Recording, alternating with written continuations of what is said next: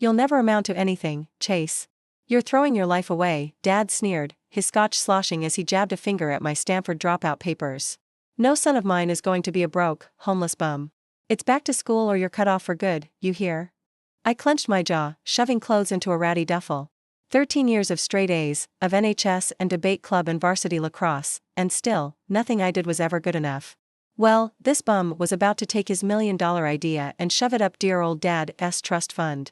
My phone buzzed on the bed, flashing an unknown number. I almost let it go to voicemail, finger hovering over the red dismiss button. But something made me pause. A tingle of premonition, a whisper from the universe. What did I have to lose?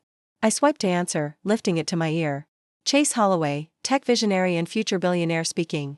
How may I blow your mind today? Chase? This is Henrik Dahl. I'm calling about the prototype you demoed at Y Combinator last week. How soon can you be in San Francisco?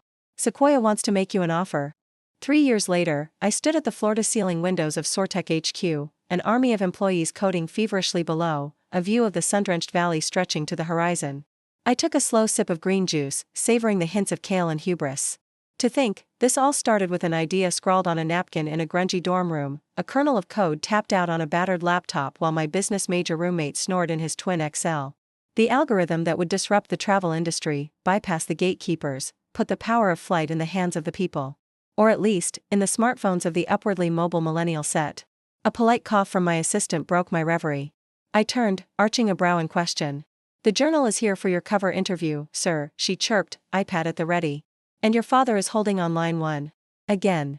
I smirked, straightening my collar, smoothing back an artfully tousled lock of hair. Tell the journal I'll be right down. And email dear old dad a link to this month's Forbes 30 under 30. That should shut him up for a while, my assistant nodded, fingers flying as she relayed the messages. I turned back to the window, the tingling sense of destiny spreading through my limbs. They doubted me, the blue bloods back east, with their legacy admissions and pedigree degrees. Even Dad, the great Cyrus Holloway himself, had written me off as a lost cause, a prodigal son who'd never live up to the family name. But I'd shown them. I'd taken my Stanford dropout status and spun it into solid fucking gold, into a unicorn the valley was already calling the next Facebook, the next Airbnb. All it took was a dream, an obscene amount of Soylent, and the balls to flip a multi-billion-dollar industry the bird. Your father says he doesn't care about Forbes, my assistant piped up, looking harried. And that he'll, kick your scrawny ass from here to Palo Alto if you don't pick up. My lip curled. 3 years of radio silence, of terse, congrats, texts when the Series B closed, when the acquisition offers started rolling in. And now Daddy Dearest wanted to chat? Now that the Holloway runt was making headlines, was the toast of the tech scene? Tough shit. The bank of Dad was officially closed for business. It was time for Cyrus Reginald Holloway III to reap what he'd sown. Or rather, what he hadn't bothered to nurture. I made a slashing motion across my throat, a clear, cut the call. Let the old bastard rage into the void for once. I had a world to change, an empire to build. No time for sentimental father-son chats, for awkward olive branches extended too little, too late. Mr. Holloway. A deferential knock on the glass, a honey-smooth voice that set my teeth on edge. I turned to see my chief investor, a silver fox in bespoke brioni, a wolf smile on his patrician face. A word before the vultures descend? I stifled a sigh. Alastair Crestwell IV, Managing Director of Sequoia Capital's flagship fund, the kingmaker of Sand Hill Road. The man who'd written Sorteca's first check, who'd been singing my praises to the press since our app broke 1 million downloads. And who never let me forget it. Alastair, I greeted, a brittle smile pasted on. What can I do for you? The journal's waiting. Oh, I won't keep you long. He waved a manicured hand. I just wanted to say, congrats, my boy. Knew you had it in you. The moment I saw that demo, I said to myself, Al, this kid's going to make you a very rich man someday. His eyes gleamed with paternal pride, as if he had anything to do with my success beyond tossing a little seed money my way. As if he hadn't been the first to suggest a more experienced CEO when the growing pains hit, when the bad press started piling up. Couldn't have done it without you, I gritted out. Your support means the world. We're going to do great things together, Chase. He clapped me on the shoulder, expensive watch glinting. Just don't forget who got you here. Sequoia always backs its winners. And you, my boy, are shaping up to be our triple crown. With a final wink, he strode out, designer loafers soundless on the polished concrete. I exhaled through my teeth, willing my pulse to slow. Ungrateful, a voice hissed in my head. The spitting image of Cyrus Sr. I shook it off, squaring my shoulders, slipping on the mask of unflappable confidence that had become my signature look. I'd show him. I'd show them all. Chase Holloway was no one's show pony, no one's charity case. I was a fucking unstoppable force, a rocket ship headed for the stars. And I was just getting started. 45 minutes later, I was deep in the weeds of the journal interview, pontificating on everything from the sharing economy to the pitfalls of an open office floor plan.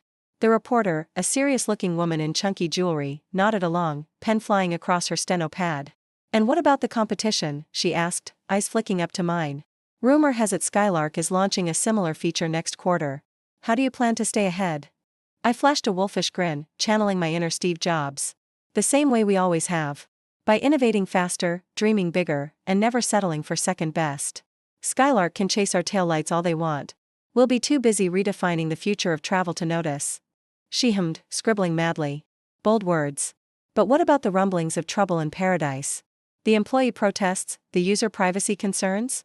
Some are saying SoarTech is growing too fast for its own good. My grin slipped a fraction before I hitched it back up, injecting a dose of Ashok's charm. Growing pains are a natural part of any startup's journey.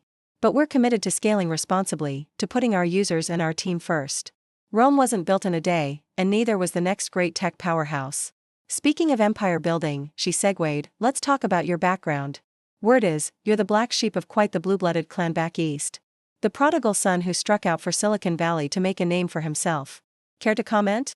I stiffened, the words like a bucketful of ice water down my spine. How the fuck did she know about my family? I'd been fastidiously tight-lipped on the subject, had bribed and threatened Chase 1.0's dorm mates into silence. As far as the tech press was concerned, I'd sprung fully formed from the skull of Peter Thiel, a hoodie-clad Athena for the startup set. No comment, I bit out, a muscle ticking in my jaw. My past is just that. The only thing that matters is the future we're building here at SoarTech. Next question. The reporter's eyes gleamed, sensing blood in the water. She leaned forward, lips curling into a smirk. Come on, Chase. Inquiring minds want to know. What's it like to be the underdog in a dynasty of Ivy League blue bloods? To strike out on your own, armed with nothing but a laptop and a dream? Our readers eat that shit up. Anger surged through my veins, white-hot and blinding. I opened my mouth, a caustic retort on the tip of my tongue, and was interrupted by the ding of the elevator, the clack of expensive shoes on marble. I glanced up to see a ghost striding across the lobby, flanked by a pair of grim-faced attorneys. Cyrus fucking Holloway in the flesh, his bespoke suit and salt and pepper hair straight out of a Ralph Lauren ad. The last man I ever expected to darken SoarTech's door. What the hell are you doing here? I snarled, rocketing to my feet. The reporter's eyes bugged out of her skull, sensing the scoop of a lifetime unfolding before her. Is that any way to greet your father, Chase? Cyrus sked, stopping a few feet away. His eyes were chips of flint, his mouth pressed into a thin, unforgiving line. I thought your mother and I taught you better manners than that. You taught me jack shit, I spat. Except maybe how to drink my way through the Fortune 500. What do you want, Dad? I'm kind of in the middle of something here. I jerked my chin at the reporter, who looked like she'd just won the Pulitzer. Cyrus spared her a dismissive glance before turning the full force of his stare back on me. This will only take a moment.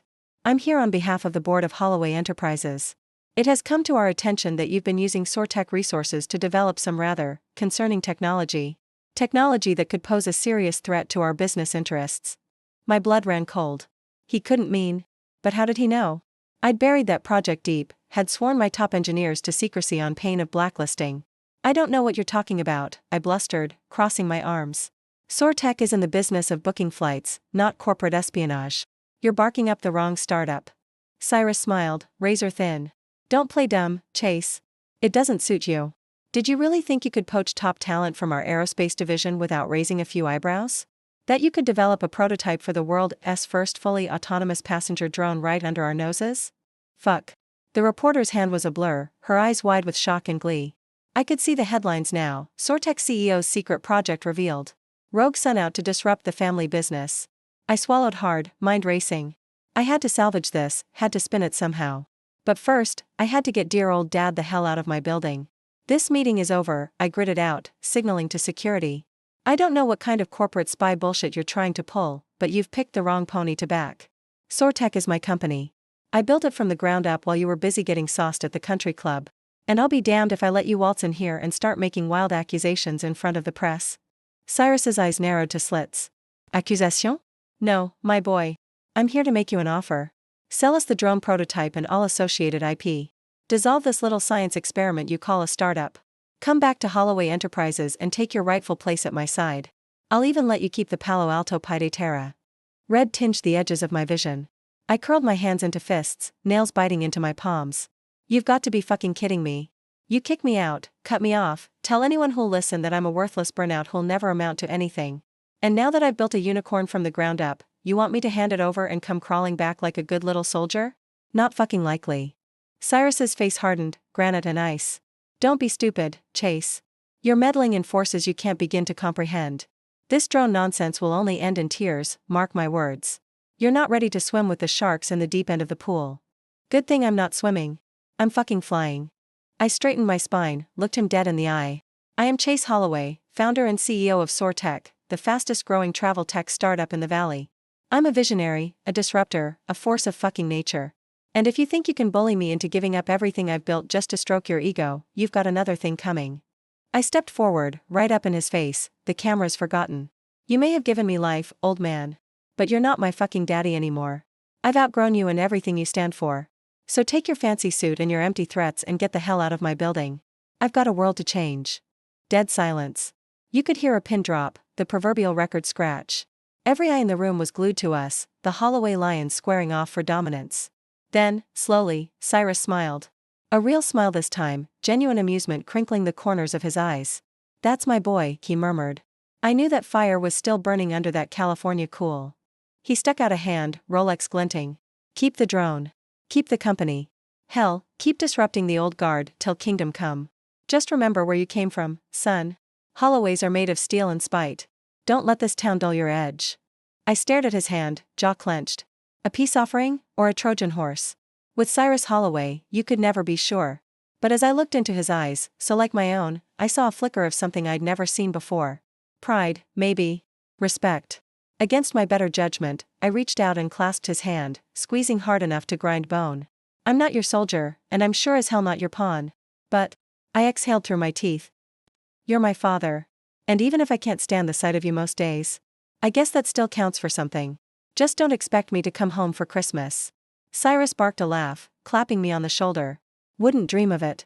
You've got an empire to build. And I've got a feeling this is only the beginning. With a final nod, he turned on his Italian leather heel and strode out, lawyers scurrying in his wake. I watched him go, a strange mix of emotions swirling in my chest. Love, hate, pride, resentment. The push and pull of fathers and sons, of legacies and rebellion. I shook it off, turning back to the reporter with a megawatt grin. Now, where were we? I believe I was just about to give you the scoop of the century. Her answering smile was all teeth, a shark scenting blood. Oh, honey. You have no idea. And as the cameras flashed and the questions flew, I felt a thrill of certainty zip down my spine. Cyrus Holloway may have given me life. But Chase Holloway? He was just getting started. And not even dear old dad could stop him now. After all, he'd built a fucking unicorn out of little more than sweat, spite, and lines of code. He'd looked the naysayers in the eye and dared them to underestimate him. And he'd won. Again and again and again. So let them come, the doubters and the haters. The blue bloods and the old guard. Chase Holloway was ready for them. He was the underdog turned top dog. The black sheep gone golden. And he was just getting warmed up. Watch him fly.